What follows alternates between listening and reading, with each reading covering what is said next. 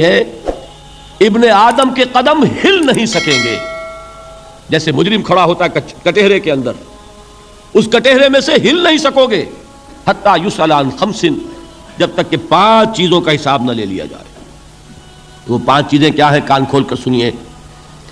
عن عمرہ فیما افناہ، عمر کا حساب دو. یہ 80 برس اور 70 برس ہم نے تمہیں دنیا میں دیے، کہاں ضائع کیے؟ وعن شبابہ فیما ابلاہ، اور خاص طور پر جوانی کا دور، امنگوں کے دن، ولولے ہوتے ہیں، قوت ہوتی ہے، توانائی ہوتی ہے، آدمی چلتے ہوئے زمین پر پاؤں مارتا ہے، قوت جو ہے وہ اپنا اظہار چاہتی ہے. یہ جوانی کہاں گلائی؟ حساب دو، ایک ایک لمحے کا حساب دو. وعن مالہ من این اکتسبہ وفیما انفقہ، ایک ایک پائی کا حساب دو. مال کا کہاں سے کمایا تھا، حلال سے کہ حرام سے، اور کہاں خرچ کیا تھا؟ گل چھروں میں، عیاشیوں میں، یا نیکی کے کاموں میں، ادائے حقوق میں، اللہ کے دین کے لیے. 4 سوال ہو گئے. 2 زندگی کے بارے میں، ایک زندگی پوری بحیثیت مجموعی کہاں کس کام میں لگائی، اور خاص طور پر شباب کا دور کہاں لگایا. 2 سوال مال کے بارے میں، کمایا کہاں سے، حلال سے کہ حرام سے، جائز سے کہ ناجائز سے، خرچ کہاں کیا. اور آخری سوال وعما عمل فیما علم، جو علم حاصل کیا تھا اس میں عمل کتنا کیا.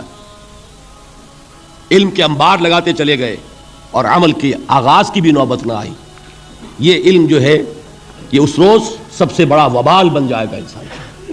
اتنا علم اور عمل کچھ نہیں، بجائے کہ کریڈٹ کا ذریعہ بنے یہ الٹا ڈیبٹ کا کھاتا بن جائے گا.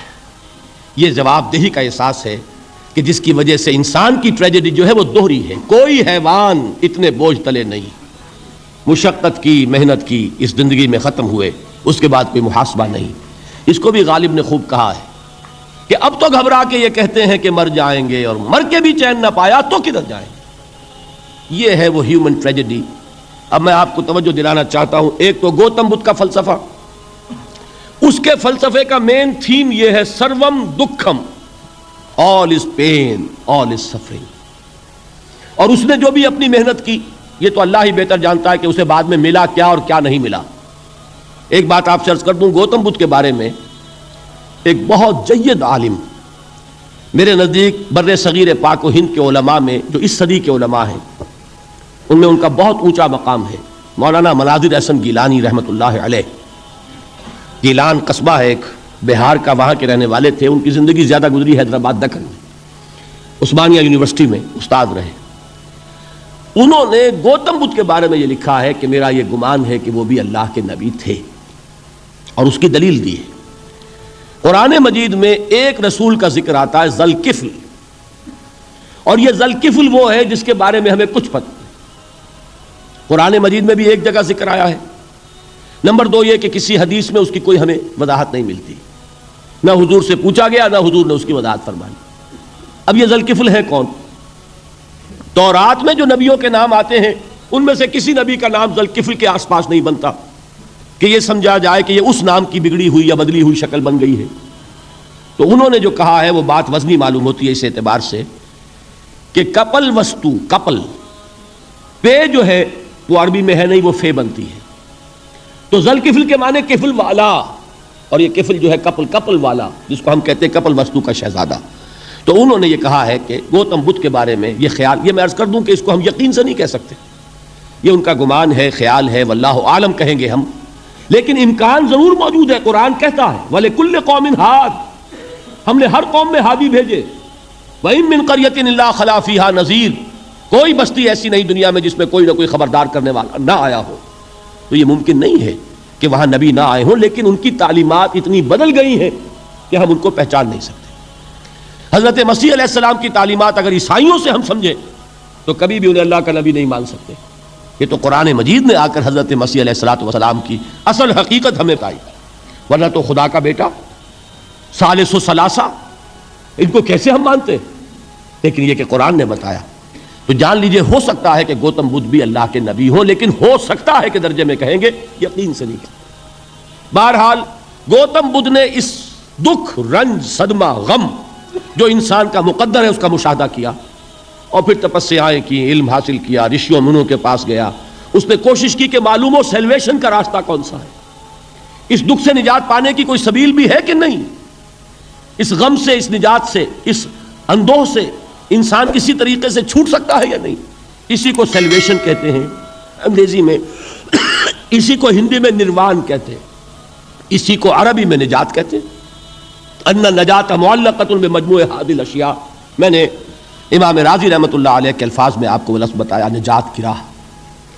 اچھا، جدید فلسفوں میں جن حضرات کو دلچسپی کی بات ہے انہی کے بارے میں یہ عرض کر رہا ہوں۔ جدید فلسفوں میں بھی ایک فلسفہ ہے وجودیت، ایگزسٹانشلزم۔ آپ نے نام سنا ہوگا سارترے، یہ فرینچ فلسفر، اور اس وقت دنیا میں جو نوجوان نسل ہے وہ بہت زیادہ متاثر ہوئی ہے سارترے کے فلسفے سے۔ کرکیگارڈ پرانے دور میں اور سارترے اس دور میں، ان کے فلسفے کا نام ہے وجودیت، ایگزسٹانشلزم۔ اس کا مرکزی خیال بھی یہی ہے، انسان کے لیے دکھ ہی دکھ ہے، صدمہ ہی صدمہ ہے، رنج ہی رنج ہے۔ صرف یہ ہے کہ کچھ حساس لوگ ہوتے ہیں وہ صدمے کو زیادہ محسوس کرتے ہیں، کچھ ذرا ان کی حس جو ہے وہ کچھ ڈل ہو جاتی ہے، کند ہو جاتی ہے۔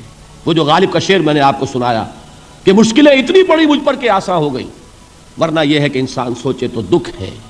اب یہ دکھ جو ہے اس سے نجات کا کوئی راستہ بھی ہے کہ نہیں، یہ کوسچن مارک ہے، جس کا جواب ہے تیسری آیت میں الا الذین آمنوا وعملوا الصالحات وتواصوا بالحق وتواصوا بالصبر۔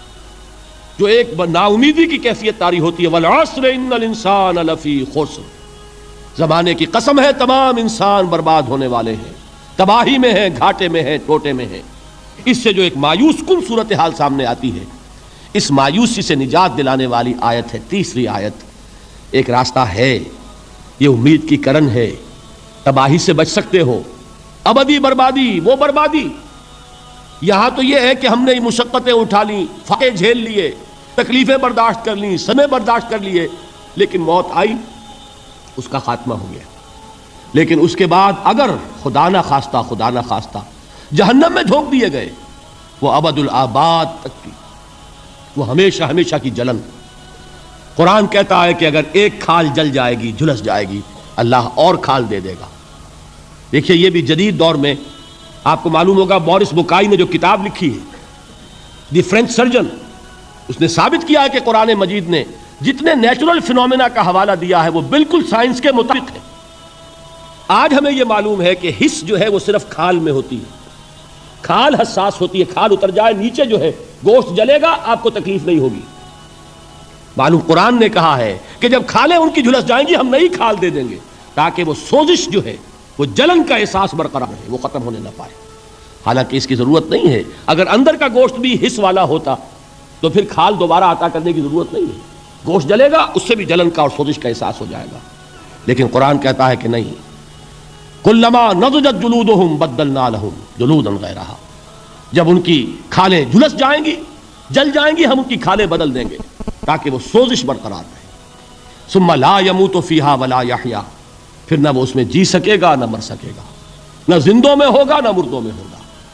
موت کو پکارے گا، کاش کہ موت آ جائے جو مجھے اس مشقت سے اور مشکل سے چھٹکارا دلا دے۔